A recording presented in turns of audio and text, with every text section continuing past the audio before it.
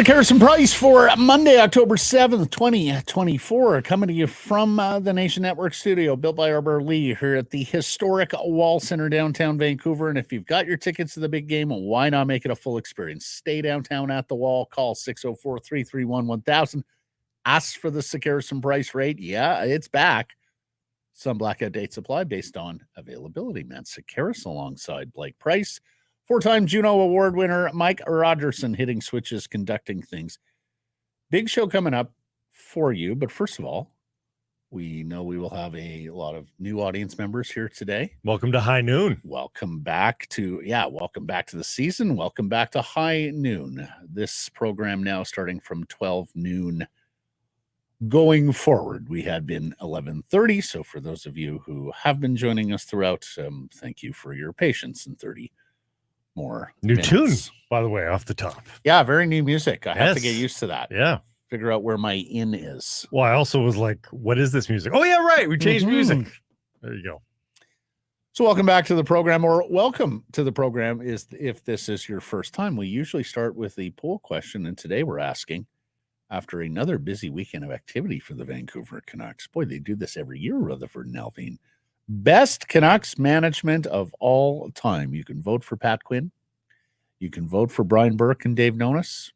You can vote for the Mike Gillis, Lawrence Gilman combination, or you can vote for Jim Rutherford and Patrick Alvin. Do so at the Sekeres and Price X and YouTube channels. Can I ask you a procedural question here? We've got Burke Nonis because they were a tandem. But then Nonis broke away. Fair. Are we including his years in Burke Nonis? Well, that's kind of why we have them as a tandem. But they were a team together as well. Yeah.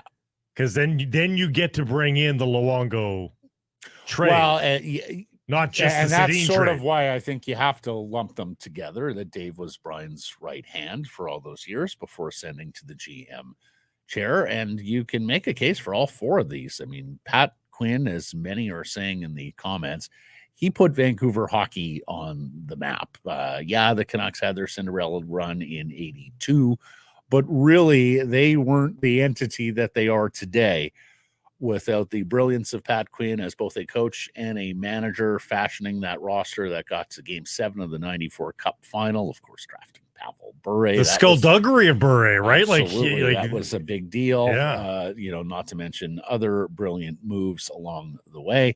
Brian Burke and Dave Nonis. I mean, you talk about star power. That's the group that brings in the Sedin twins, Roberto Luongo, Ryan Kessler. So extraordinary work there. Mike Gillis and Lawrence Gilman presided over the most successful era of Vancouver Canucks hockey. Also got to a Game 7 of the Stanley Cup final, consecutive President's trophies, not to mention pioneers on load management, fatigue management, roster manipulation, and intelligent roster decisions like Christian Ehrhoff, things like that, like getting an all-star caliber player for free, essentially. And then Rutherford Alvin, and the story's ongoing here, but you really have to like the work from this gentleman, extracting them from all of the contractual mistakes that was made by the previous administration, whether that was Oliver Ekman, who has since been bought out, or other players that have been traded away. So you can make a case for all four. I gave the slight edge to Gillis and Gilman.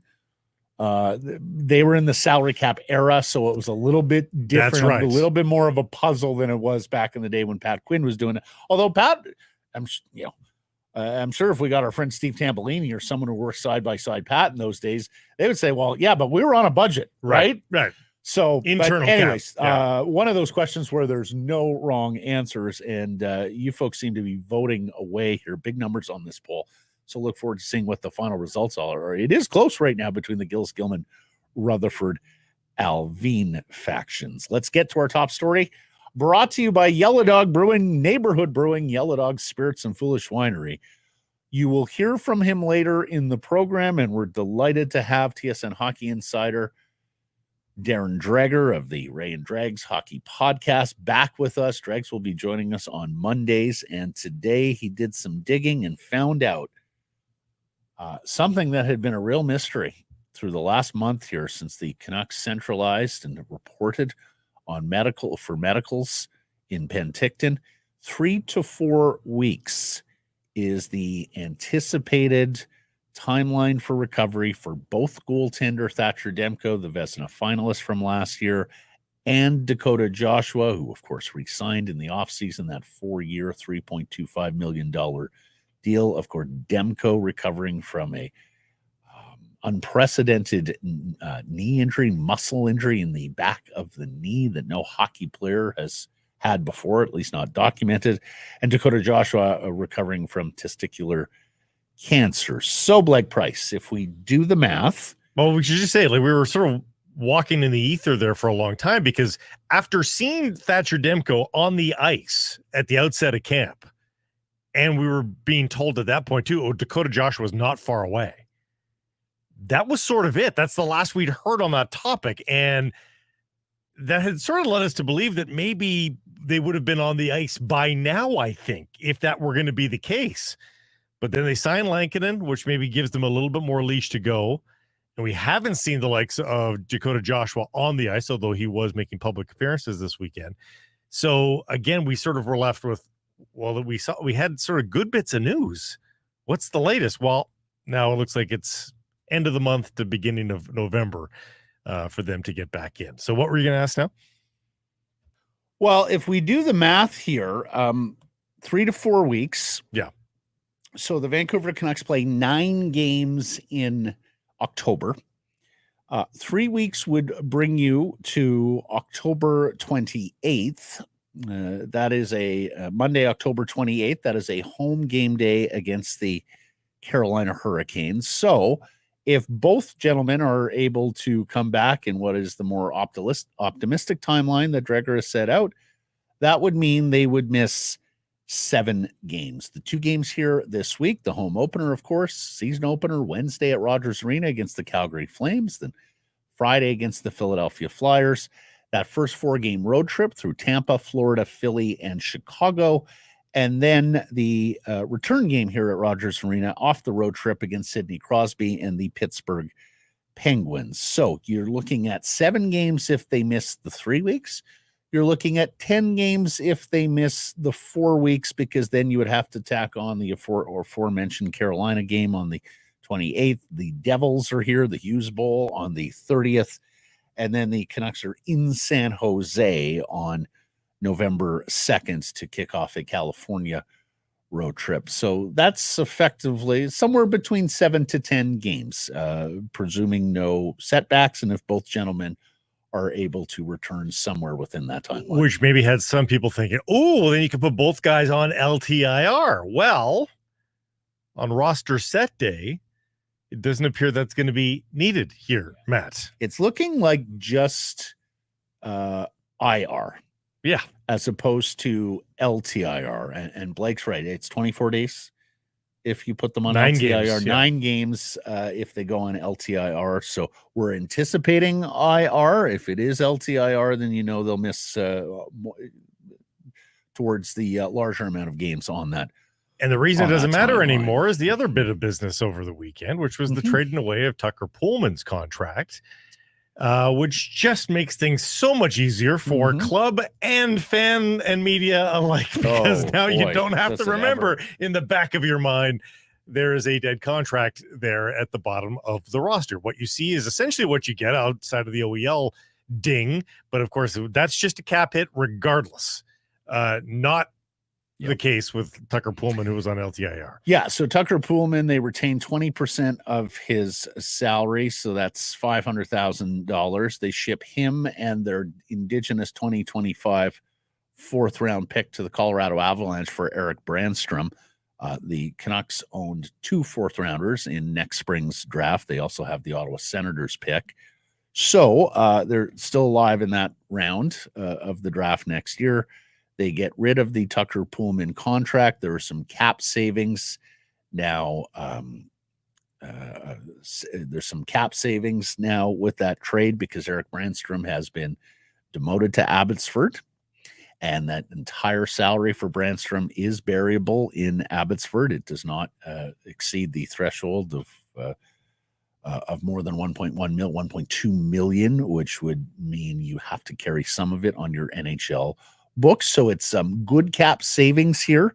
This is another deft move by this management group on the eve of roster setting. This is the third year in a row that they've been able to make such a deal. Now, 2 years ago, it didn't really work out for them all that well. They moved Jason Dickinson out. They got Riley Stillman back. Stillman didn't really work out. They paid a second-round pick to get rid of a Dickinson contract and then watched Dickinson actually have a nice bounce-back year with the Chicago Blackhawks. Last year, they made the move on the eve of the season for Sam Lafferty, who played pretty well for them, especially early in the season. Had good speed, scored some goals, was a right shot, could play at center ice a little bit. So right now, our friend Hart Levine at Puckpedia, which is a fantastic resource, folks. We've been telling you about Puckpedia for years, but if you're looking at roster cap, depth charts, all agents, all sorts of material about the jigsaw puzzle that is the NHL salary cap and all its machinations. Puckpedia, assuming Brannstrom sent down tomorrow, and he has, the Canucks' projected cap space is $437,000 with 23 active players, and Dakota Joshua and Thatcher Demko being moved to IR. And we do anticipate later today, when the Vancouver Canucks submit their final roster to the National Hockey League, that you'll be looking at a 23-man roster with 12 forwards, 8 defensemen, and 3 goalies. We'll hear from Rick Tocchet here in a second on that. But first, let's just go. That provides, by the way, what you just outlined currently, and that's assuming with those two guys on IR and Demko and Joshua, cap space of $762,000 and change. So they are doing it, Matt. They are accruing cap space to start the season. Yeah, and Patrick Alvin mentioned that he wanted to do that at his year-end media conference in June and then repeated that several times during the course of the summer. The Thatcher Demko injury got in the way because they had to go out and get Kevin Lankinen, and we were sitting there looking at it going, well, that might be what he wants, but how do you do it? Little girls want ponies, and it's about what's the reality, and the reality was coming into focus that it was going to be they were going to have to go into LTIR before this trade. So let's just drill a little further down on Erik Brannstrom. He was a 15th overall pick in the draft, a smaller, left-handed, puck-moving defenseman. Now who took the world by storm at the World Juniors. Yeah, he did. Now he's probably not going to live up to his draft hype at 25 years old, nor being the centerpiece of a massive deal, which he was when the Ottawa Senators acquired him from the Vegas Golden Knights for Mark Stone several years ago. But he is a full-time NHL player over the last 2 years, had exceeded 70 games in each of the last 2 seasons. The question mark here is just why Colorado soured on him so quickly. They only signed him this summer. He winds up not playing a single game for the Colorado Avalanche before being involved in this trade. And I tweeted out about him when he was traded for here, and people are like, oh, he had a terrible camp. You can have terrible camps. There's no two ways about it. I'm sure he had a terrible camp.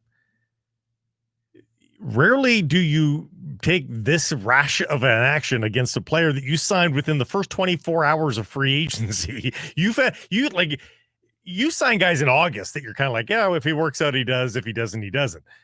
They went out and got Erik Brannstrom immediately, did Colorado, and he didn't survive the preseason. So I don't know. But I mean, you look at, Jay Fresh's most recent hockey card on Erik Brannstrom, he's an 83% WAR. Flawed player. The analytics typically like this profile defenseman more than coaches and managers do in the National Hockey League.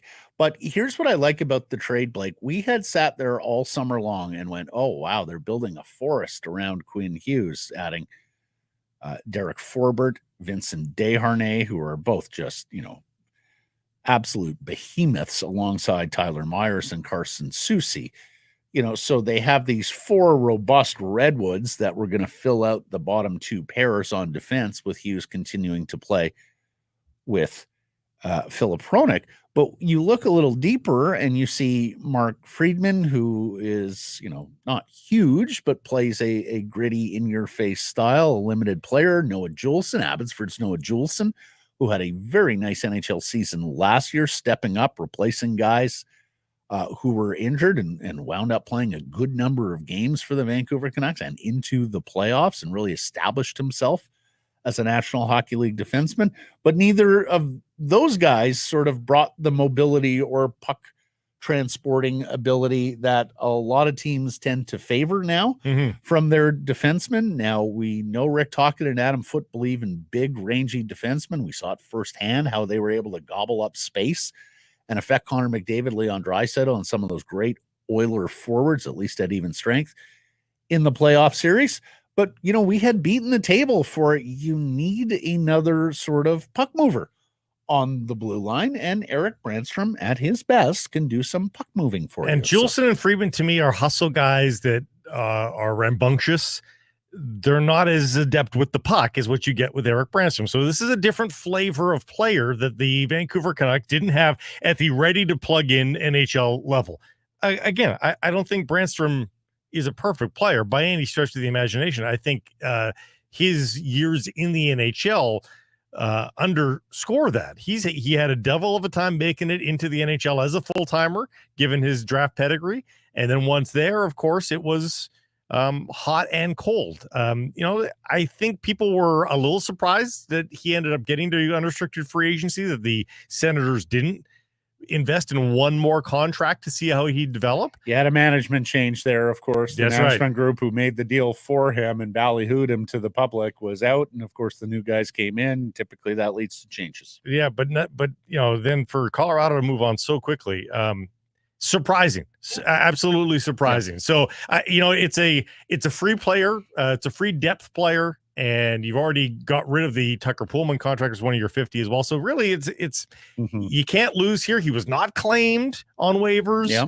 So it all worked out for the Vancouver Canucks, and they've got newfound depth that they didn't think they had. And of course, this is a good time to get a player through waivers. We've seen that in the past. Jacob Markstrom once upon a time. There was 5 or 6 guys claimed today. So there was. But it's just such a massive cascade of players that hit the waiver wire, and of course, you're coming off camps where a lot of coaches are like, "Oh, I want to keep this guy and this guy and this guy," and so this is the best time of year to get a player through waivers. So even that was a sly little subtlety to this deal. This trade closes the book on Tucker Poolman's tenure with the Vancouver Canucks. He winds up playing 43 games, getting 1 goal, 3 assists, and 4 points. And of course, as we know, the last couple of seasons have been scuttled by the fact Tucker Poolman is unlikely to play professional hockey again. The poor guy suffered a concussion, and that has effectively ended his NHL career here. You hope the best for the human being involved here. It was always a risky contract when it was signed, Blake, by the previous management group. They liked the fact that he was a right-handed defenseman. They liked the fact that maybe he had a little bit more upside than what he had previously shown with the Winnipeg Jets. And he had some backbone. He's a stiff player to play against. But he stood as an example then, and I think we said it that teams tend to overpay for right shot defensemen if they show aptitude, and I think that was the case with the Canucks. 40 games that first year, three games that second year, and then that was that for Tucker Poolman. Hasn't played in 2 seasons now. What are our friends at Yellow Dog and Neighborhood up to this weekend? Well, they've got the Yellow Dog Squirrel Chaser Hazy Pale Ale on special. These are the tall packs, the 4-packs for the month of October. Look for it on sale at private and government liquor stores. Okay, moving along, as we say, and each and every day we're going to try and see if we can get some of your comments involved here as we go through the live element of the show off the top. So feel free to make your thoughts, feelings known on all the discussion points you're hearing as we go through this. I've noticed that YouTube. The poll question has brought out a relitigation of the Ilya Mikheyev signing. For those that are saying, why are we voting for the or why would people vote yes, for why would Alvin people? and Rutherford? Yes. Yeah. Jeff says Mikheyev arguably was just due to a freak ACL injury that he never really recovered from, which is except for the way they managed it, which is so weird. Let him play on it for months. Kevin's a silly amount of recency bias in the poll. Current management hasn't proved anything yet. Top players were inherited. There's some fairness to Gillis that. and Gilman inherited the top players too. They inherited Sedins. They inherited Luongo, Kessler. Look, and we discussed this at the time when, at the time you heard people, Nonis and Burke built the team, blah, blah. Every general manager, unless you're Ron Francis in Seattle or Kelly McCrimmon and George McPhee in Vegas, every general manager is going to inherit a hand. Almost nobody gets to build a team from scratch unless it's an expansion GM, the three aforementioned gentlemen. So it's how you play the hand. Gillis and Gilman played the hand really well. Alvin and Rutherford have played the hand very well here in the early going.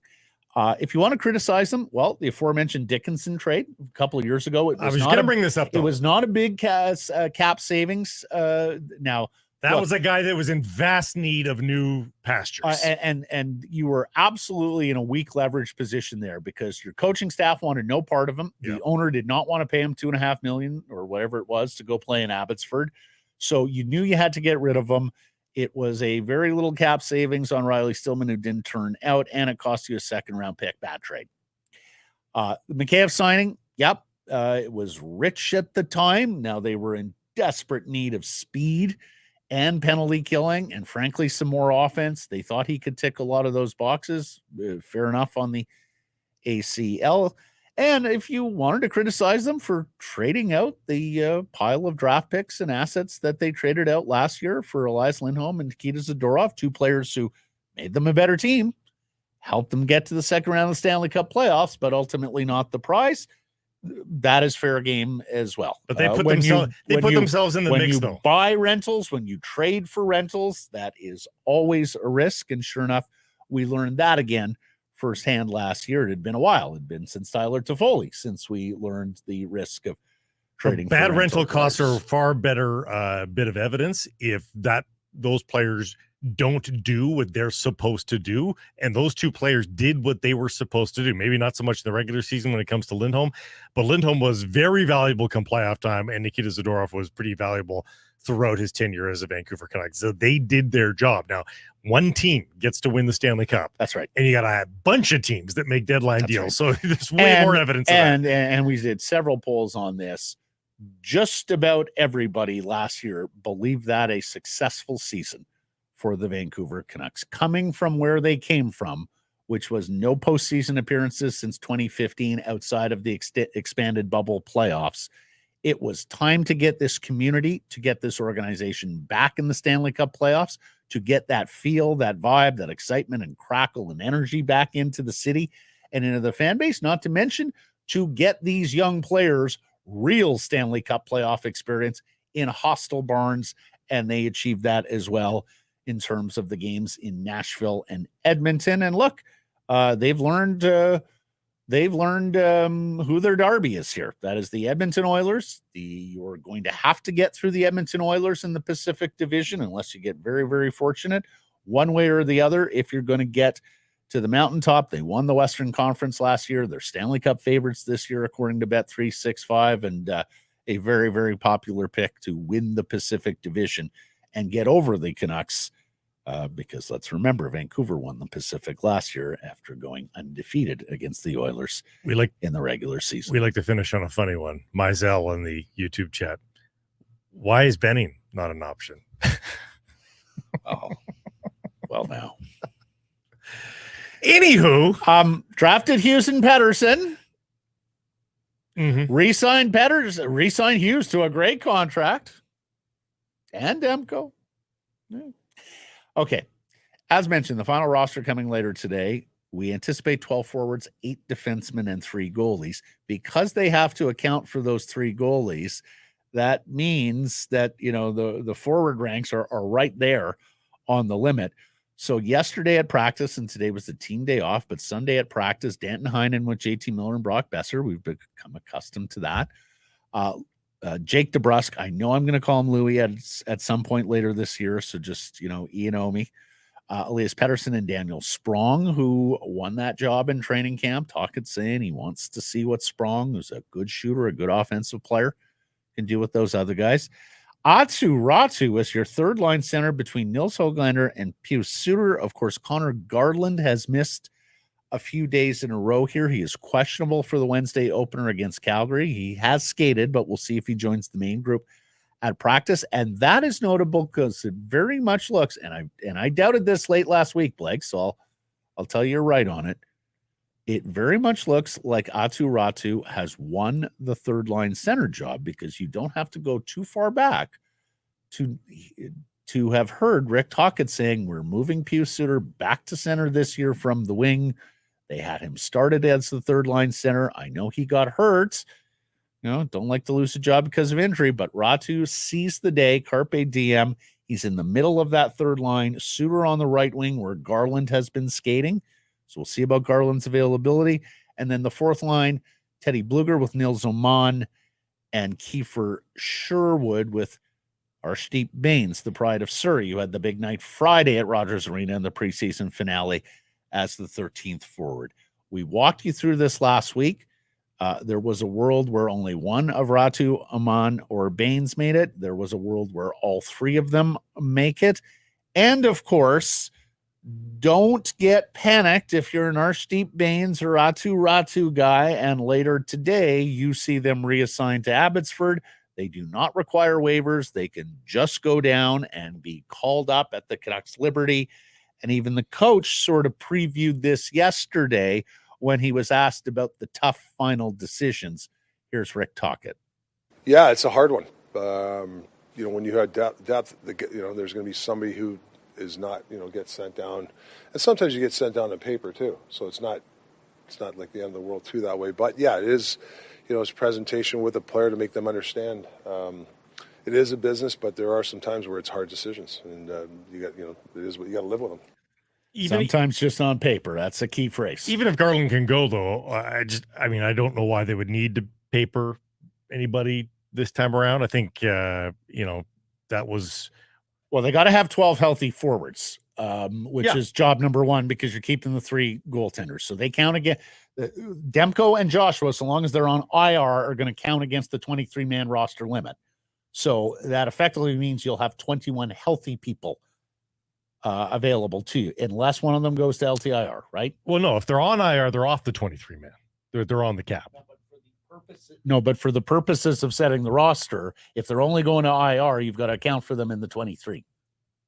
For the opening night roster. Yes. And then later you put them on IR, and then you call guys up. Yeah. So again, it's the gymnastics that we see each and every year at this weekend, as oftentimes you see players sent down because you can send them down and then immediately call them up because they don't require waivers. So Ratu and Bains are both in that boat. Both could be sent down and recalled if the Canucks so choose. Yeah, end game is those guys will be there on Wednesday. There'd be really no reason why they wouldn't be there on Wednesday. Well, I mean, there is a world where you if you've got the 12 healthy forwards, you can say we don't need a 13th because we can accrue a little bit of cap space with the team here this week. If you were to have an injury on Wednesday morning in morning skate, if you were to have an injury in the game, you could call one of those guys up and he can get to the rink from Abbotsford quickly or from wherever he lives here in the Lower Mainland. And you accrue more when you go out on the road next week. Yes, you're going to want the additional healthy scratches because Florida's a long ways away and you want to make sure you're playing with a full 18 skaters and 2 goalies. But at 24-48, they're not quite at the point where they're penny pinching. And right now, even with all of these guys on the cap, as of Wednesday, that is, they're still getting $762,000 of accrual. Like that'll add up more quickly as the season progresses. So, well, until the injuries start, yes, but But you got the buffer. You have if you're got 13 and 8, you got a little bit of buffer. You've got a little bit of buffer. And Joshua's coming, guys that are coming back though too. So they just need to make it through the opening month with only 1 or 2 bangs, and they'll be okay. Yeah. Nils Höglander has a new contract. That was the other big piece of news on a Sunday for the Vancouver Canucks, a 3-year, $3 million per season deal. Now, this removes any of the mystery of what he'll cost going forward. We had the discussion last week that he was set to be a restricted free agent with arbitration rights. Those can be difficult players to re-sign, particularly if they have some success. Look no further than Jeremy Swayman and the Boston Bruins and that soap opera that finally wrapped up this past weekend. This guards against a increase or breakout season or further breakout from Nils Höglander. It's good value if he maintains a 24-goal pace.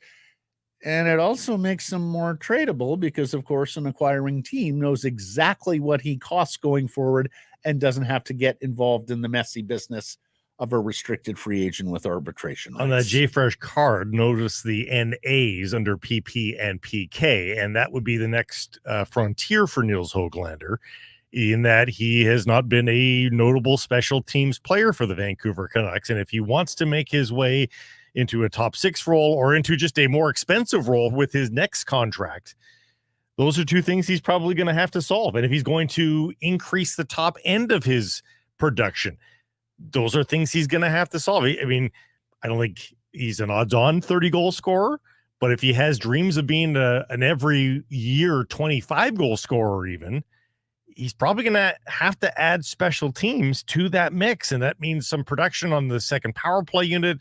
And that means getting just extra time. And hey, with his speed and tenacity, you might be able to put him in for a couple of shorties if he got some PK time as well. So that's going to be interesting for me is does he gain enough trust with his play away from the puck that he gets PK time, or at the very least, does he get some power play 2 time where he can add to his stats? Because he's probably not scoring 24 even strength goals again, which is what he did last year. It was a high shooting percentage mirroring the team writ large. So, yes, quite right. Getting 24 goals without power play time is exceedingly difficult, especially in the minutes. That's the thing. He was goals per minute. He's amongst the league leaders. Yeah. I will say this, though. This is a fantastic development story for the Vancouver Canucks, and Ryan Johnson and his whole team on the development side deserve a lot of credit here, because for years outside of Jacob Markstrom and Thatcher Demko, there was not a ton of developments that was going on with Vancouver Canucks prospects and minor leaguers. And I say that because Nils Höglander was a surprise in that training camp in 2020, as you remember, the pandemic training camp, Blake, where he bursts onto the scene as a 2nd-round pick who makes the club and plays 56 games, scores 13 goals, 27 points in that first year. He's a full-time National Hockey Leaguer the next year as well with 60 games played, but he slides back. As we know, development not always linear. It's 18 points, so a full third less than what he scored the previous year while playing more games. And then after just 9 points in 25 games in 22-23, he gets sent down to the Abbotsford Canucks, where he spends the majority of that season, 45 games, puts up 32 points, comes back to training camp last year under a new head coach, and gets those 24 goals in 80 games. And when you take a look at it, Canucks development is doing reasonably well here. Once again, another goalie is developed, and Artur Sheloves, but Nils Höglander, we mentioned Noah Juulsen, the step he took forward in his NHL career last year. And then this year in training camp, you have Arshdeep Bains and Atu Ratu. So some real positive forward momentum for the Canucks' ability to develop players both at the AHL level and in the National Hockey League. And Ratu is kind of similar to Hoglander. He got some early looks. He had some early cups of coffee. But then last year they just kind of said, no, just stay there, play the season, fully develop your game. And it looked like Atu Ratu did that. And you wonder if he can take it and run with it like Niels Höglander did and have a breakout season. We'll see. One more bit of transactional business here on the eve of the season. And the NHL season does start tomorrow, incidentally. It started this past weekend in Prague with the Jersey Devils and Buffalo Sabres playing those back-to-back games. But in North America, on North American soil, it starts tomorrow with 3 games scheduled. And I say scheduled because have you seen anything about the Boston, Florida game recently? Nothing, no. There is a Category 5 hurricane about to hit Florida. So not sure what the status of this Boston, Florida game will be. Of course, the defending Stanley Cup champs supposed to raise a banner, have the ring ceremony and all of that. That part has already been postponed, if I'm not mistaken. So Seattle is hosting St. Louis, and Chicago is at Utah tomorrow to begin the National Hockey League season here in North America. And a oddity in the CBA that if you have a player claimed on waivers, and Boston claimed goaltender Jiri Patera, who the Vancouver Canucks signed this summer as insurance when it became clear that Thatcher Demko had an injury and might not be good to go for camp. Patera had played some games with the Vegas Golden Knights in the National Hockey League. It looked for a moment there that he might have to serve as the Canucks' backup goalie to Artur Shelovs with Demko on the shelf. Then they go ahead and sign Kevin Lankinen. That made Patera disposable. They tried to get him down to the farm, and Boston, who still at that point did not have Jeremy Swayman signed, claimed him on waivers, but the rules allow that if that team that claims him on waivers puts him back on waivers and only one team and no other team claims him, then the Canucks can claim him and put him immediately on the farm team as they were intending to with the initial demotion on waivers, and not have to account for him on the NHL. These other waiver claims you've seen today, and the Vegas Golden Knights made a couple of them, Anaheim and Columbus, if I'm not mistaken. Yeah, busy day. Also claimed players. Those players have to start on the opening night roster. Patera was the exception because he is going back to the team that waived him initially for the purposes of demotion to the AHL. So Jiri Patera is back with the organization.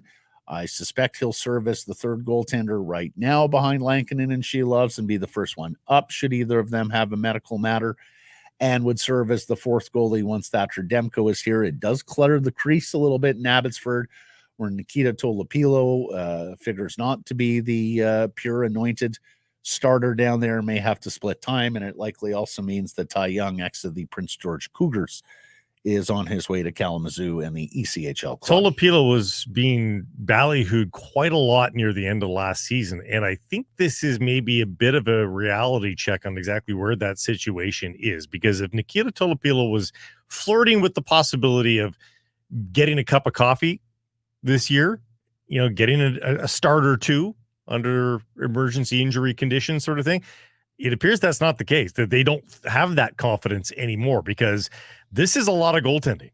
But it costs you nothing to bring him back, right? I mean, I guess it costs you a contract. It costs you nothing to bring him back, though. Well, nothing on the salary cap. I still think Tolopilo could be the emergency guy here if he outplays Patera down there. I suppose. It's not like Ty Young is desperate for AHL development this year. You can comfortably put Ty Young, I suppose, down in the ECHL and say that's his rightful spot. Ty Young could even go back to the WHL as an overager, albeit probably with a different franchise. Yeah, because Prince George has replaced him. In fact, he got beaten out by another goaltender with the Cougars. So, yeah, look, depth in goal, I think we've come to learn over these last few years, is never a bad thing. How many goalies did Vegas use on road to the Cup 2 years ago? Certainly 5, if not 6. It was a stupid amount of goaltenders. Yeah. And of course, even prior to that, we knew the lesson, because in the pandemic, the goalies were dropping left, right, and center. Test positive. Next thing you know, you're on your third goalie, your fourth goalie. We spent a lot of nights that year watching the NHL going, who is this guy? I've never heard of him. Well, the divisional labor is going to be interesting down in Abbotsford, because to start the season when it's just the two of them, like, do they treat Tolopilo as the number one and Patera's there backing up, or is it a platoon situation where they want to keep both guys sharp? Yeah, I would think platoon. I mean, I would think that Patera has the edge a little bit just based on he has played NHL games, but we'll see how Coach Manny Malhotra and his staff decides. They're in training camp right now, as a matter of fact, the Abbotsford Canucks, figuring out who's going to make the club and who will be moving on. Let's get to today's menu. It is brought to you by Greta Bar, YVR, hockey season around the corner. Even before that gets going, you got plenty going on. Baseball, couple of games today, playoff football, soccer. And once hockey season does get going, Greta, a great spot for all the games home and away. We will be there October 19th for a Canucks Army viewing party. You can get your tickets there, nationgear.ca. Proceeds going to benefit the BC Mental Health Foundation. Your minutes from the arena or the stadium at Greta, come by before or after the game. Fantastic street food menu. And of course, what they're known for, the arcade. And it's a very popular spot, especially at intermission of the hockey game. Weekly drink specials. Greta Bar, the place to be, 50 West Cordova. Let the games begin. We mentioned on Friday, we have a new regular guest joining the program, a new old regular guest, and delighted to reconnect with TSN Hockey Insider Darren Dreger, who will be joining us on Mondays going forward. Of course, we have to have Jeff Paterson on the program today after a busy weekend. He took in not only the game on Friday, preseason finale, but also the practices this weekend and all the activity with Hoglander, Brannstrom, Poolman, Patera. Wow, another whirlwind start to a Vancouver Canucks season. Yeah. So all that is coming up on the program today. Okay, Bet365, bets of the day. This segment brought to you by Bet365, proud partner of Sekeresandprice. Mr. Price, where are you going? Well, going to the Monday nighter between the Saints and the Chiefs. And you going under? Are you going under? What I'm going to do is I'm going to take the points because even against the Chiefs at home, these games have been so damn close. And they've run out of receivers in Kansas City. That too. But how many, and there was a weird ending to the Seahawks one, of course, that would have put this over the 5.5 points I'm getting with the Saints. But so many last-second field goals to win, it seems, this year to start the NFL season. So at 5.5 points, that's enough that it has me intrigued. So I'm going with the Saints right now. Yeah, I like that. I might go under as well, but remember, betting under is betting for futility. And it's betting for boredom. So we can't do that. He likes his points. Yeah. It'll be quite the party tomorrow in Salt Lake City, and that's the first time that sentence has ever been uttered. But the Utah Hockey Club plays its inaugural game against the Chicago Blackhawks. No longer Coyote Ugly. This Utah team is playing to win. It's going to be jammed. For sure. The atmosphere is going to be amazing. You know those players in Utah colors, and we'd like to call them something, but of course they haven't decided on a team name. Couldn't possibly have done You know those players in Utah colors will have a little extra vinegar in their step, maybe some piss as well, and I think they're going to get this one. I don't typically bet favorites straight up on the money line in hockey, but I'll go Utah minus 165 over Chicago on Tuesday. Open an account with Bet365 today. Bet on a huge range of markets. So whatever the sport, whatever the moment, it's never ordinary. At Bet365, use code MANBONUS, all one word, when opening that account. Darren Dreger coming up next. In a season like this, you never want to miss a single second of what's happening on the ice, and you want to be around your fellow fans, right? Well, Greta Bar YVR at 50 West Cordova, the perfect spot to do so. Hey, if you've got tickets, a great place to pre and post. They've got drink specials every single day. And if you don't have tickets, well, stick around and soak up the atmosphere with all your fellow fans, play all the great video games and air hockey, great air hockey setup as well at Greta Bar YVR. We'll see you there, 50 West Cordova. Some price from the historic Wall Center. And if you run a restaurant, you're too busy for this ad. You're thinking about how to get more orders flowing and new locations opening. You need to get more customers, keep them coming back. So really, you're already thinking about Square, because Square Restaurant Tech helps more than 400,000 restaurants do all those things and more. So when you're thinking about your restaurant, think bigger and think Square. Go to squareup.com/ca/en/campaign/big INRST to see why Square is big in restaurants. And a big addition or re-addition to the Sekeresandprice program for this year. After 1 year away, it is our distinct pleasure to welcome back TSN Hockey Insider from the Ray and Dregs Hockey Podcast, Mr. Darren Dreger. How are you? Doing well. Great to be back, fellas. And I haven't seen you in a while, but neither one of you has aged a lick. Oh, what a charmer. My hat is on. See, that's how he gets all that inside info. He just charms all these GMs and agents.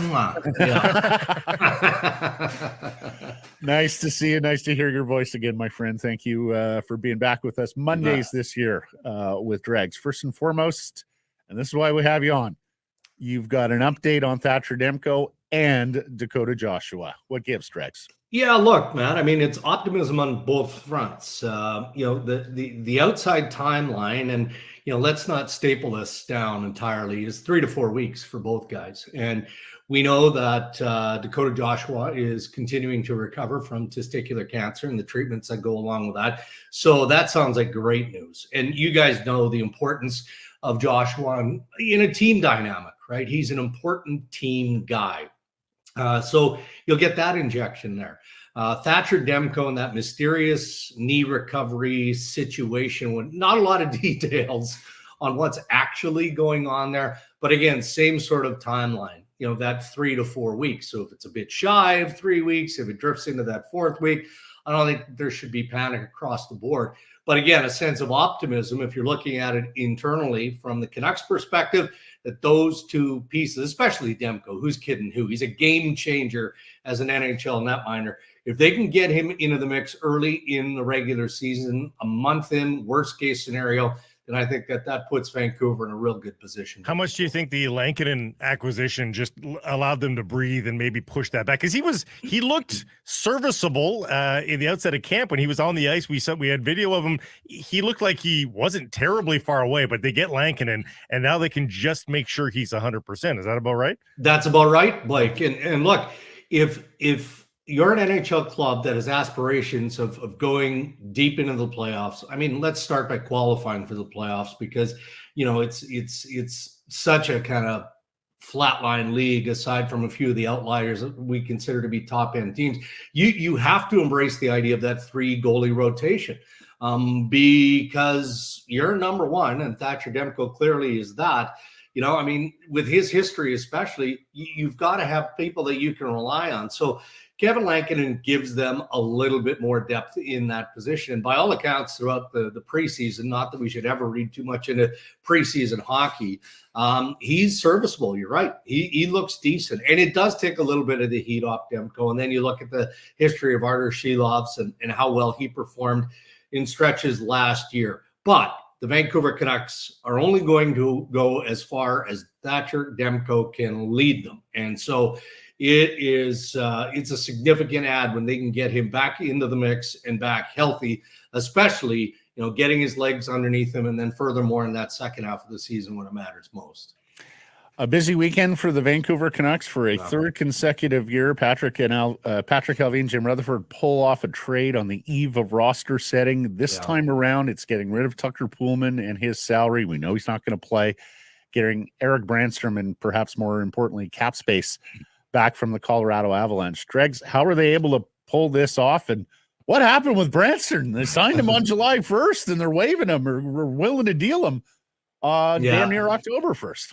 I know, I hear you. And look, I go back to Pierre Dorion, then with the Ottawa Senators, and talking about Eric Brannstrom being the jewel of the trade that sent Mark Stone to the Vegas Golden Knights. And this isn't an indictment on Eric Brannstrom. As we've learned, again, historically, when it comes to young NHL defense, you can draft and you can think where this player is going to ultimately end up and develop, but it doesn't always work out that way. And in fact, it doesn't work out that way very often, especially when you anoint an unproven young man like Eric Brannstrom as a top-end talent, right? That might have been how he was scouted. That might have been what he was projected as being. It just hasn't worked out.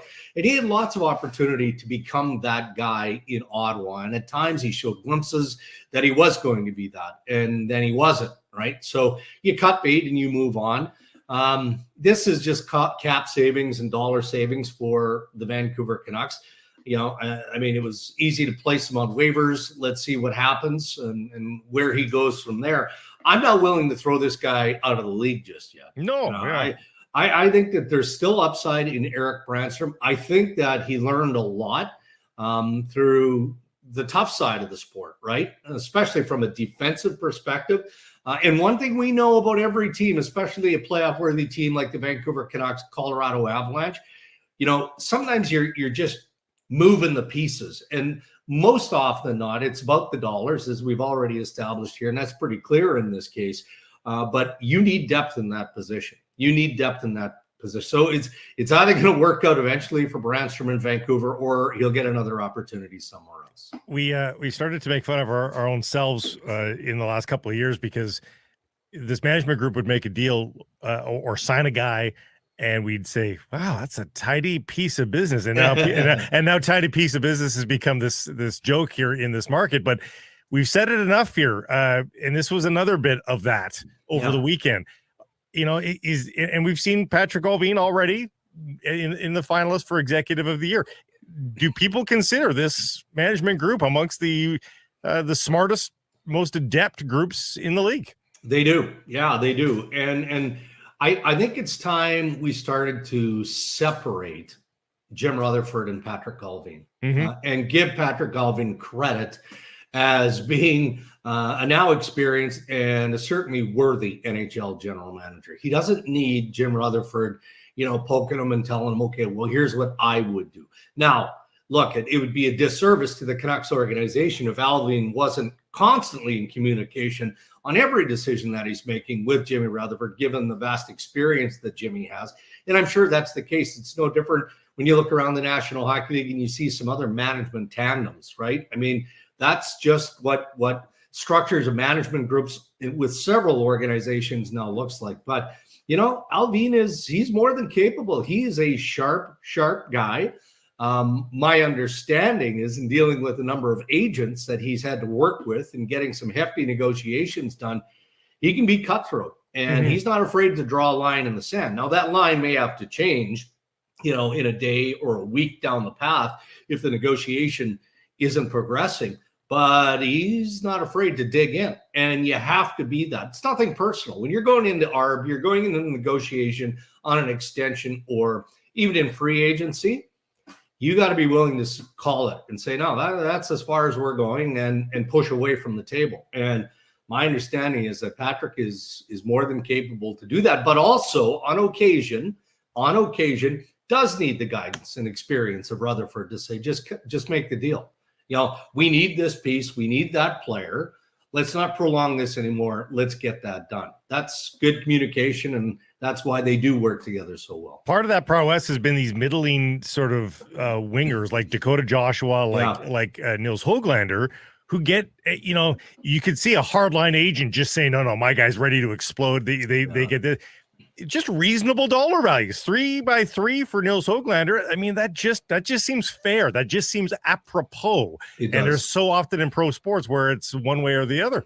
And look, I mean, he's a terrific third line player in my opinion. Now, does he have upside to maybe move up in the lineup? Well, we're going to find out. That's all up to him, and it's all about opportunity.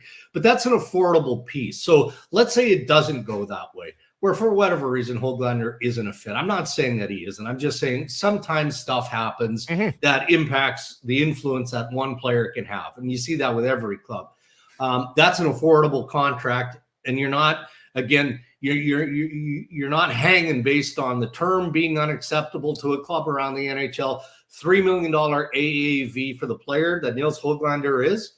You're going to be able to move that contract if you have to get to that place, or you get to a place as you creep closer into the second half and into February, and the trade deadline is now around the corner, and you're looking at a third line center, which Vancouver is going to be looking for a third line center. I think down the road at some point, well, maybe Hoglander becomes a part of a package that you've got to include to get that piece that you need positionally, again, to better your position going into the playoffs. So I like this deal. I like this deal for the player. I like it for the team. And if it works out, Nils Hoglander is going to be in a real good place to command much more term, and obviously better dollars when you get into the third year of this deal if he's still with Vancouver.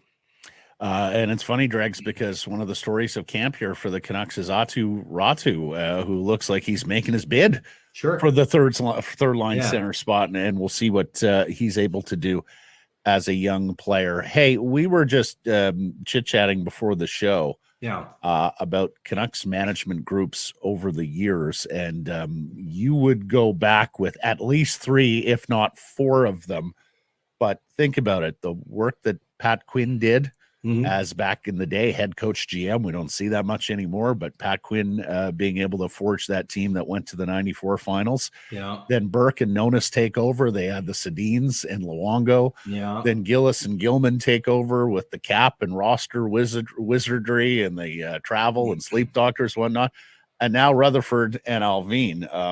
Boy, there have been some exceptions, but for darn near the last 30 years, the Vancouver Canucks have had some pretty wise managers atop the organization making moves. Yeah, for sure. And look, you guys may joke about this, so I won't put you in the same line of conversation that I'm about to share here, because I don't speak on behalf of Sekeresandprice. I'm willing to give Francesco and the Aquilini family some credit here.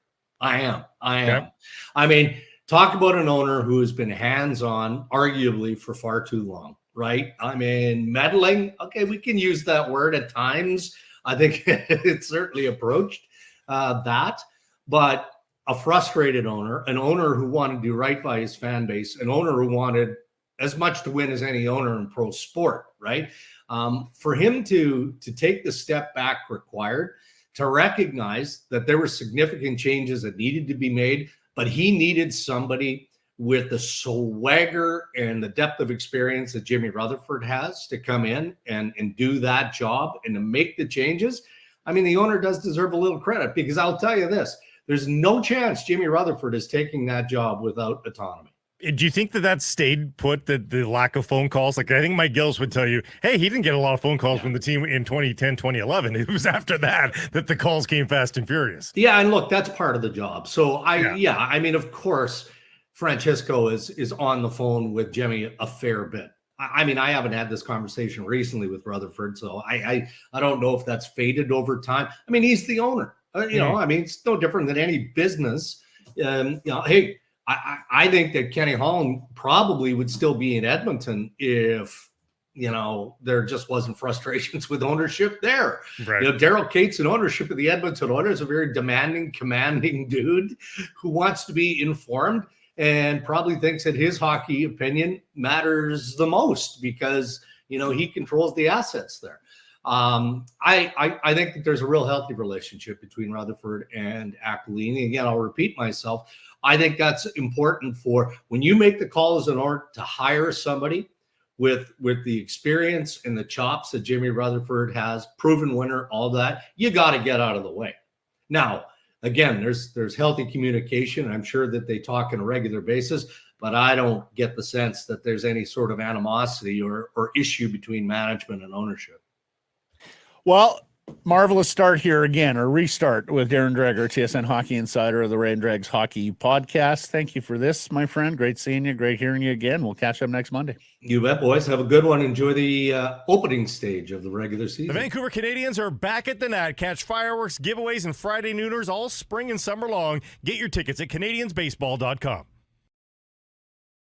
Sekeresandprice from the historic Wall Center. This next interview brought to you by the Vancouver Canadians, thanking Seas fans for another great season at the Nat this spring and summer. If you're looking to guarantee your seat for all the action in 2025, please visit CanadiansBaseball.com or call 604-872-5232. We welcome in Jeff Paterson, the host of RinkWIde Vancouver. They were back at it again this weekend, and of course, we'll have you covered post-game throughout the season starting Wednesday. Our Canucks reporter joins us after a busy weekend for the Canucks, Jeff, and busy Monday as well on the waiver wire. How are you? Yeah, I'm good. Excited about Wednesday night, but a lot of distance to be traveled between now and Wednesday. So it was an eventful weekend. Skated twice at UBC been a crazy month of September and into October with concerts at Rogers Arena. They want to fill that building. So the hockey club without the practice facility gets bumped to UBC. So they were out there twice on campus over the weekend, and lots going on there. And then obviously a lot going on off the ice with the hockey club as well. Start with Nils Höglander and the contract extension, 3x3. What's your take? Yeah, it kind of came out of nowhere. There hadn't really been any peep, but look, for Hoglander, I think it's a great deal. If you're going to negotiate, do it off a 24-goal season. We know his story, right? 24 goals, all at even strength, the energy, and the motor's always running. And he's had a terrific camp. And I had a chance to talk to him in Penticton. He said he had never felt better. This is his 5th training camp. He's getting set to open his 5th season. He's only 23. He'll turn 24 in December, so a late birth date. But time marches on. This is year number 5 for Nils Höglander, and just said that now he has a baseline of what it takes to be a professional, and so felt that he had never come to camp feeling this good about things. And right from day one of camp, on a line with Atu Ratu and Connor Garland, and they were the stars of training camp, and they had a nice run through the preseason before Garland exited the other day at the morning skate. But look, there were questions about Höglander, right? 20% shooting last year. That's going to be hard to replicate. And ultimately, where does he slot into this lineup? But I like where he is in the here and now, sort of in that third line position. But of course, what happens when Dakota Joshua gets back in there? So lots of moving parts around this player, and ultimately where he slots in, I think that's still to be determined. We saw what happened in the playoffs after the 24 goals in the regular season. Really struggled in his first look at Stanley Cup playoff action. And so, do I expect that he's going to be a 24-goal scorer this time around? Probably not, but I'd like to think that he will draw on all of his successes last year and the fact that he sort of forced the issue and worked his way up the lineup and ultimately capitalized on the chances that he was able to create for himself. We know he's fearless. He'll go to the front of the net, loose pucks, all of those types of things. But I do wonder, as they've increased the winger depth in this hockey club, is that going to eat into his production? And I think that's a fair question. And so we'll see how it goes and where it goes from here. But ultimately, this is a guy that had arbitration rights next year. If he had had back-to-back 20-goal seasons, that's right, he's probably getting a whole lot more than $3 million per. So I think it's a great deal for the hockey club. There's cost certainty there. There's a real opportunity, I think, to extract some value. And now it's up to this player just to keep chipping away at some of those areas that the coaches, and he's had 3 coaches in the NHL, and they've all sort of had the same book on him, chip away at those deficiencies and continue to build on the strength and the assets. And I think he can be part of what the Canucks are putting together here. Even if his regular season stuff goes down, though, could he see more power play time? Not on PP1 likely, but I mean, he doesn't have any power play production to speak of. Maybe he buffers the loss of those 24 goals at even strength with some power play production. Yep, and he scored a power play goal in the preseason opener against Seattle, the first preseason goal the Canucks scored. Nice goal. He's the bumper guy on that quick bang down low and into the slot play. So, yes, I think he's featured on the power play too whenever they've lined up and practiced through the preseason. I think he has a spot there. Ultimately, where on that power play, is he the net front guy? Is he a down low guy? I don't think that he's going to be one of the half walls. So, he's going to have to settle in and kind of find his groove when it comes to the power play. But yeah, I would think that after 24 at even strength last year, he's got to have a couple of power play goals in his back pocket if that second unit gets some opportunities. And certainly they've built up the skill level around him on that second unit. So let's see where things go for him and the hockey club. But again, I don't know that he needs to get to 24 goals, but if he can be in that 15 to 18, if he can push 20 again, I think it can still be a really successful season for Nils Höglander, even if he doesn't achieve or exceed what he was able to produce last year. Darren Dreger gave us the news today, Jeff. 3 to 4 weeks for both Dakota Joshua and Thatcher Demko. First time we've heard timelines on these players. They play 9 games in October. They have 7 between now and the game 3 weeks from today against Carolina. They have 10 over the next course of the full month, including the first game in November against San Jose. How do you think they'll maintain minus these 2 guys? Right, and I should say that my partner on RinkWIde, Irfan Ghaffar, had said on Friday night after the game he thought Halloween was sort of the date that he had circled, so that lines up with what Darren was telling you guys as well. I think with all due respect to Irf and to Darren, though, there's just still so much uncertainty when it comes to Thatcher Demko that, let's see what these next couple of weeks bring. He was on the ice every day at Penticton. We reported that. We had video of him.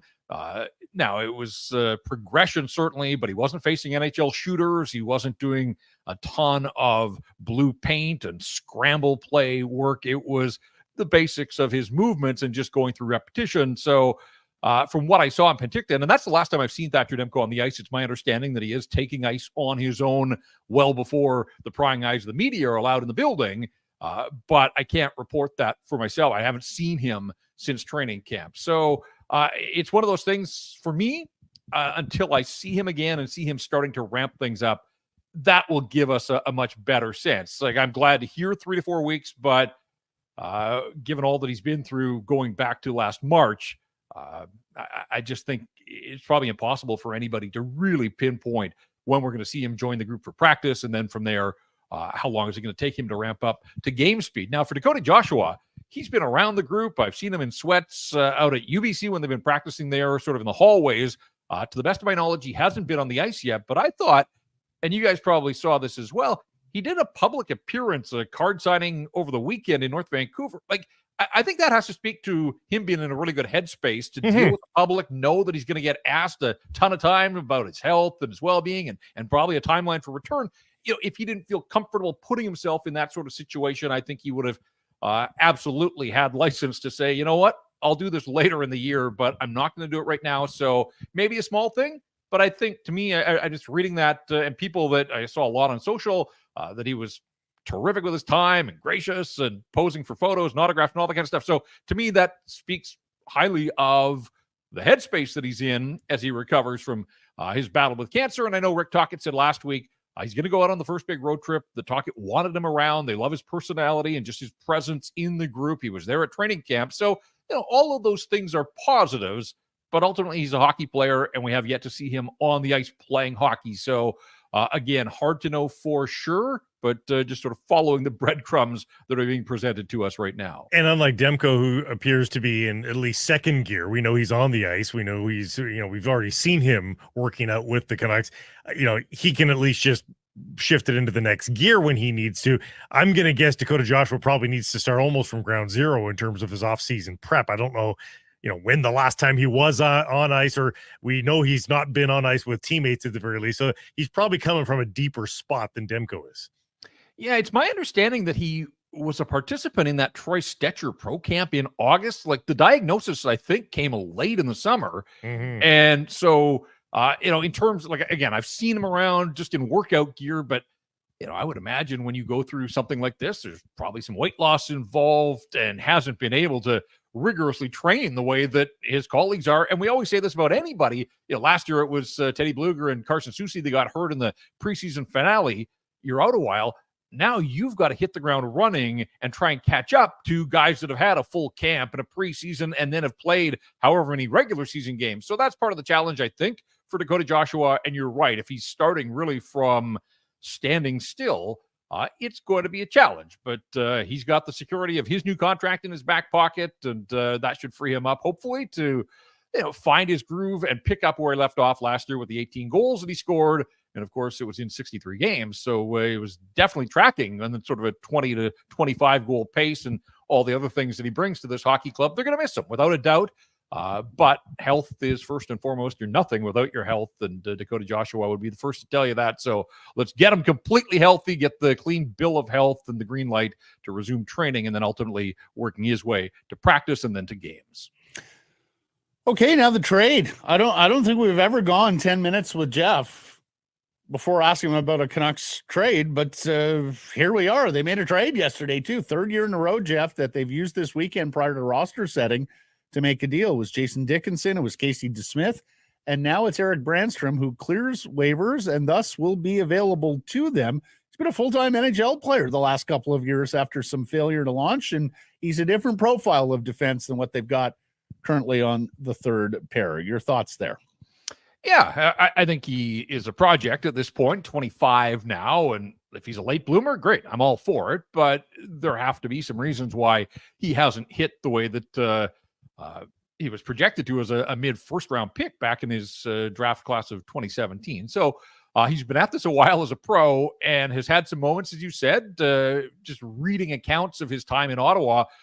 There were moments when the Senators had injuries on the back end that he was promoted and given more of an opportunity. And it sounds like, he played all right, but you just wonder why he hasn't really been able to lock down full-time employment, especially as a first-round guy. A little bit undersized, obviously, as a defenseman, but we've certainly seen that small guys can and often do, find their way. And Quinn Hughes is perfect proof. I'm not comparing those two players, but look, getting Brannstrom to me was sort of the afterthought. Like I figured if they were going to move Tucker Poolman, they were going to have to attach a sweetener, and I was prepared for that, I suppose. But to get a prospect, a guy that could, at some point, if he develops, get an opportunity to play here, that's obviously more than a throw-in, but it's a nice addition in terms of return for the Vancouver Canucks. So, yeah, I think all around looked like pretty savvy business by the part of this management group. And again, as you said,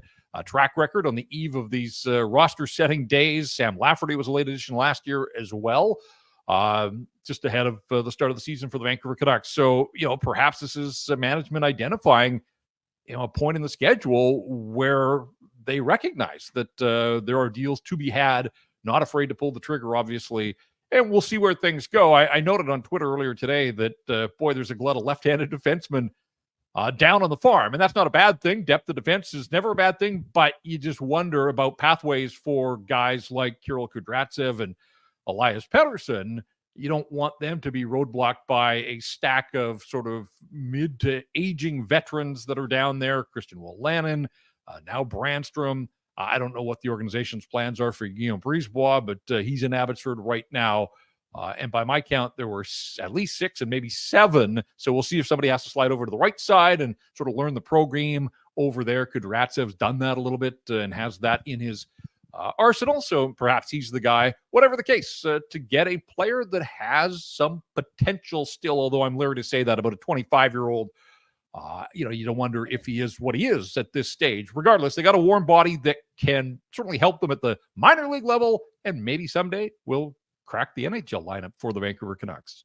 Hey, nearly 150 games of NHL experience in the last 2 seasons for him. So, for Brannstrom, I mean, he is an option. And he's an option against different profiles of teams, right? Like sometimes you're going to want to dress guys who fit better against a different profile of teams. So I could absolutely see a day where Brannstrom is up here and playing instead of Forbort on the third pair when you want a little bit more puck transporting and movement there, when you're not quite as maybe concerned about the beef and a different option than Juleson, right? If they wanted to make that swap, in terms of a true possession guy. I mean, and worst in a horrible world where Quinn Hughes gets hurt, you have a guy who, I don't want to say a similar profile because he's obviously not anywhere close to Quinn Hughes, but he moves the puck with his skating and with his stick. He's in that vein, yes. Don't really have that on the left side outside of Quinn. And Jeff, are they now amongst the deepest NHL teams in terms of goal with the reacquisition of Yuri Patera? I mean, I would have been just fine looking at the depth and looking at the complication when Demko returns of them just leaving that well enough alone, but they go out and bring him back. Yeah, I'm not surprised that they reclaimed him. I mean, they wanted a guy. Obviously, they signed him in the offseason. They were hoping to have him in the organization. And then Boston, I think, got to a little bit of panic mode late in the day with the Jeremy Swayman situation. Whatever the case, Patera is back. And so now you've got Patera, who has 8 games of NHL experience under his belt, and Nikita Tilapilo, who they're still very high on, but hasn't been able to see NHL ice and only got 20 minutes in the preseason. I think it was important, though, to get Patera back in the organization, or at least somebody with some professional experience. This is Manny Malholtzer's first year down there. This is an organization that doesn't leave a lot to chance. You don't want to hamstring a first-year professional head coach with goaltending issues. And if they lose Patera, and if Tolopilo was to go down early in the season, then what? You want to get off to a decent start. Now, again, so much of this tracks back to Thatcher Demko and his health and well-being. And whenever he is able to resume playing for the Vancouver Canucks, they're going to have decisions to make. Obviously, they can send Silovs down with a waivers, and then you get a bit of a logjam down in the minor league level. And 3 goalies, to me, isn't really a great setup at any level of hockey, certainly professional hockey. There's only 2 nets there, and it gets clunky at practice time and then trying to find starts for guys. But you deal with that, and you'll cross that bridge when you get to it. They've got to get Thatcher Demko up and running, and then the dominoes will fall from there. But in the short term, and Rick Tocchet told me yesterday out at UBC, Artur Silov's in all likelihood on Wednesday, but he wants to get Kevin Lankinen in there, get him some early season starts as well. He sort of sees it as an open competition, if you will, off the hop here, that Silovs isn't his guy just because Silovs was here and had the playoff run. The organization likes what they've seen from Kevin Lankinen so far. And Tocchet keeps talking about his puck handling ability, and that's something that sort of sets him apart from Silovs, because I found it interesting. Tocchet said that's something we're continuing to work with Arturs on. So clearly they see that as an area that already has to get his game up to speed at the NHL level, and that is handling the puck. And apparently Kevin Lankinen already ahead of him in that regard. So something to watch for when Lankinen does, in fact, get the crease for the Vancouver Canucks. Wonderful stuff, Jeff. Well, busy weekend, busy week ahead. It all gets going Wednesday against the Calgary Flames here at Rogers Arena. And of course, we'll be watching practice intently we'll be listening to management later today, and then watching practice intently on Tuesday to see how it's all going to line up for the opener. Appreciate this. Talk later in the week. All right. Sounds good, guys. Thanks. It's happy hour on Sekeres and Price. Today's beer of the day from Yellow Dog is the Retriever Golden Ale. For some price from the historic Wall Center, you can text us 778-402-9680, email live at sekeresandprice.com, all to the Great Clips text message inbox. Great Clips. It's going to be great. And how about this? Inviting you to join us. Canucks Army, listen up. Season is here. What better way to kick it off than with your crew at Greta? Saturday, October 19th, our home for the fans, Greta Bar.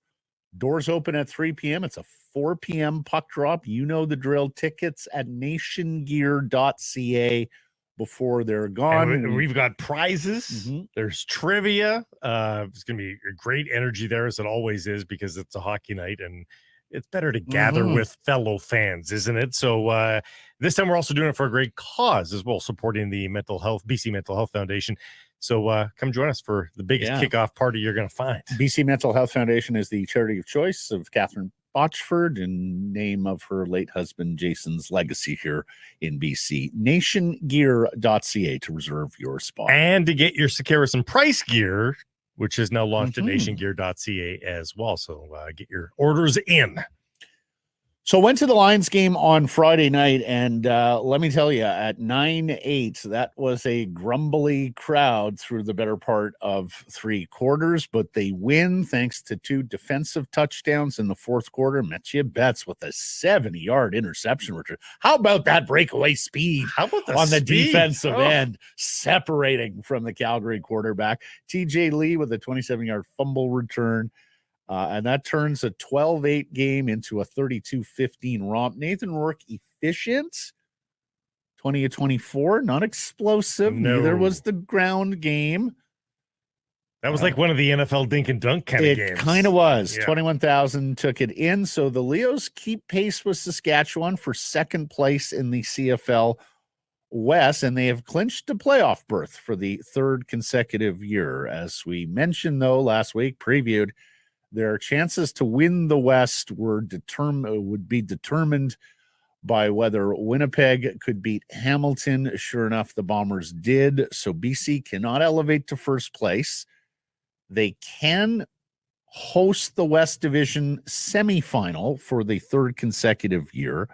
They would need to beat Saskatchewan and then either get another win or get another Saskatchewan loss in the finale for both teams. If BC loses in Regina on Saturday, then that's that. The home finale will be the final home game for the Lions. Final game at BC plays for the Lions this year. Of course, the Grey Cup here in November. And I half thought then as I watched the Seahawks game, I was like, are the Seahawks going to pull a BC Lions and get defensive touchdowns to help boost them? Well, let's go there then, because did not happen.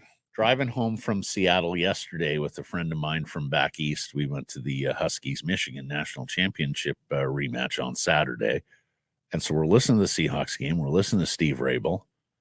And they're talking about how Daniel Jones is looking pretty good. The Giants are making some headway on the ground. And the Seahawks offense isn't doing a whole lot. And I turn to him and I say, and he says to me, I thought Seahawks were pretty good this year. I'm like, they are, but it's early days. And the Hawks always seemingly lose a home game they have no business losing.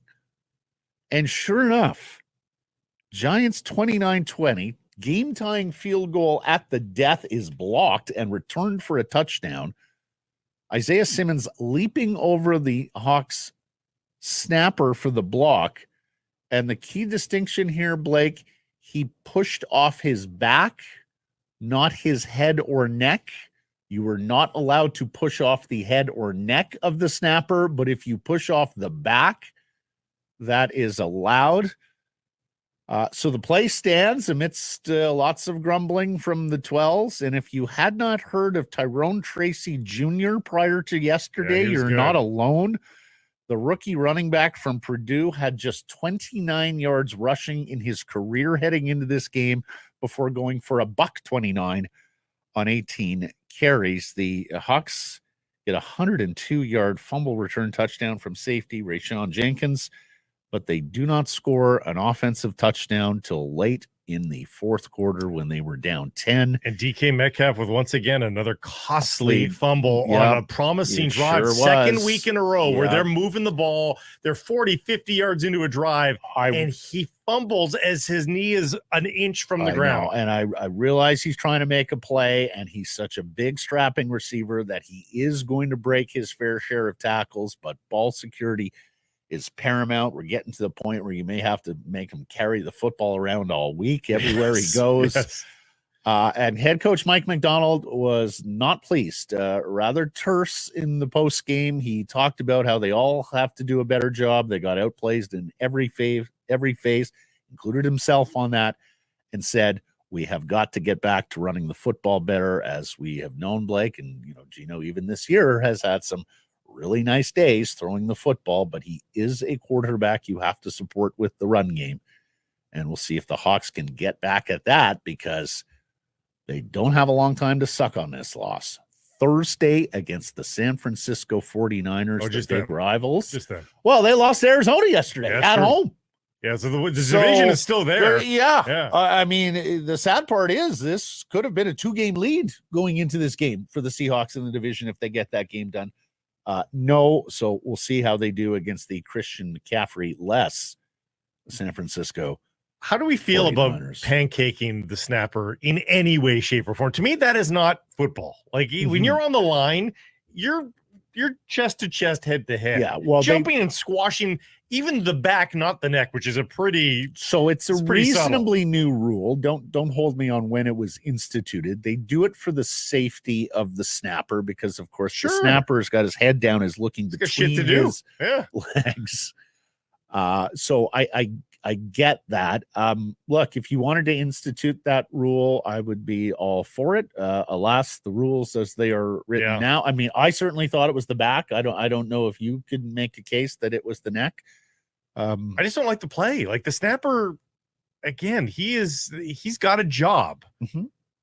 You should have to look him in the eye to get past him, not jump on his back like a frog. Yeah, and I see Isaiah Simmons is an extraordinary athlete. I mean, he hasn't lived up to his first round billing, but coming out of Clemson, people thought he could play defensive end, linebacker, safety. Like, he is truly a unique defensive piece or athlete. Yeah.